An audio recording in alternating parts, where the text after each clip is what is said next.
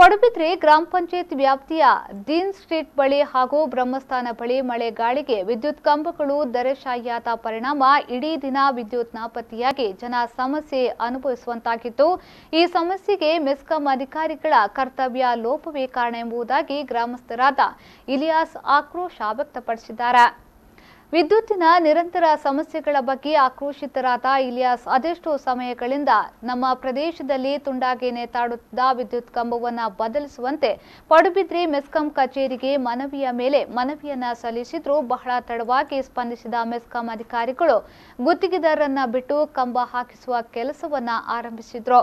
ಆದರೆ ಆ ಸಂದರ್ಭ ತಪ್ಪಿಯೂ ಪಡುಬಿದ್ರೆ ಶಾಖಾಧಿಕಾರಿ ಸ್ಥಳಕ್ಕೆ ಭೇಟಿ ನೀಡುವ ಕೆಲಸ ಮಾಡಿಲ್ಲ। ಗುತ್ತಿಗೆದಾರರು ಬಹಳ ಕಡಿಮೆ ಗುಂಡಿ ತೆಗೆದು ಕಂಬ ಹಾಕಿದಾಗ ಅದನ್ನ ನಾವು ಪ್ರಶ್ನಿಸಿದ್ದು ಅದಕ್ಕೆ ಅವರ ಉತ್ತರ ತೊಂದರೆಯಿಲ್ಲ, ತಂತಿ ಅಳವಡಿಸುವ ಕಂಬಕ್ಕೆ ಒತ್ತಡ ಬೀಳುವುದಿಲ್ಲ ಎಂಬ ನಿರ್ಲಕ್ಷ್ಯದ ಉತ್ತರ ನೀಡಿ ತಮ್ಮ ಕೆಲಸ ಮುಗಿಸಿ ಹೋಗಿದ್ದಾರೆ। ಇದೀಗ ಬೀಸಿದ ಗಾಳಿಯೊಂದರ ಒತ್ತಡಕ್ಕೆ ವಿದ್ಯುತ್ ಕಂಬಗಳು ಬುಡ ಸಮೇತ ಧರೆಗುಳಿದೆ। ಈ ಘಟನೆಗೆ ಮೆಸ್ಕಾಂ ಅಧಿಕಾರಿಗಳ ನಿರ್ಲಕ್ಷ್ಯವೇ ಕಾರಣ ಎಂಬುದಾಗಿ ಆಕ್ರೋಶ ವ್ಯಕ್ತಪಡಿಸಿದ್ದಾರೆ। ಇದು ರಸಾಲ ಗ್ರಾಮದಲ್ಲಿ ಪಡುಬಿದ್ರೆ ದೀನ್ ಸ್ಟ್ರೀಟ್ ಹತ್ತಿರ ಪ್ರೈವೇಟ್ ರೋಡ್ ಕಾಂಪೌಂಡ್ ಅಂತೇಳಿ ನಮ್ಮಲ್ಲಿಗೆ ತಂದೆ ಇರುವಾಗ 1988ರಲ್ಲಿ ಪ್ರಥಮ ಬಾರಿಗೆ ಇಲ್ಲಿಗೆ ವಿದ್ಯುತ್ ಬಂದಿದೆ। ಅಲ್ಲಿಂದ ಈಗ 2018 ದಾಟಿ 2019ವರೆಗೆ ಆಯಿತು। ಅಲ್ಲಿಂದ 88ರಿಂದ ಹಿಡಿದು ಈವರೆಗೆ ಇದು ಕರೆಂಟಿನ ಸಮಸ್ಯೆ ಉಂಟು ಅಂತ ಹೇಳಿಲ್ಲ, ಇಲ್ಲ ಅಂತ ಹೇಳಿಲ್ಲ।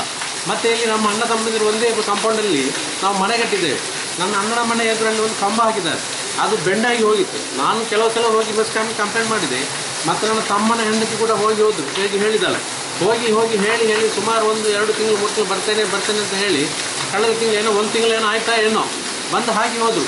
ಆವಾಗ ನಾನಿಲ್ಲ, ನಮ್ಮ ಮನೆ ನೆರೆಯವರಿದ್ದರು ನಜೀರ್ ಅಂತೇಳಿ, ಅವ್ರ ಹತ್ರ ಕೇಳಿದ್ರಂತೆ ಮೆಸ್ಕಾಂನ ಹತ್ರ, ನೀವು ಇದು ತೆಂಗಿನ ಮರಕ್ಕೆ ಹಾಕಿದಾಗೆ ಕಂಬ ಹಾಕಿದರೆ ಅದು ಬೀಳುವುದಿಲ್ವಾ ಅಂತ। ಅದರ ವೈಜ್ಞಾನಿಕ ಕಾರಣ ನಮಗೆ ಗೊತ್ತಿಲ್ಲ, ಅವರು ಕಲಿತು ಬಂದವರು। ಅದಕ್ಕೆ ಅವ್ರು ಹೇಳಿದ್ರಂತೆ ಇದು ಹಾಗೇನು ಆಗುವುದಿಲ್ಲ, ಕಂಬಕ್ಕೆ ವೈರ್ ಕಟ್ಟುವಾಗ ಕೇಬಲ್ ಹಾಕುವಾಗ ಸರಿ ಆಗ್ತದೆ ಅಂತೇಳಿ। ಇದು ನಿನ್ನೆ ಒಂದು ಅರ್ಧ ಗಂಟೆ ಗಾಳಿಯ ರುದ್ರ ತಾಂಡವ ಆಯಿತು। ಆ ರುದ್ರ ತಾಂಡವಕ್ಕೆ ಈ ಕಂಬ ಎಲ್ಲ ಬಿದ್ದಿದೆ, ಒಂದಲ್ಲ 1, 2, 3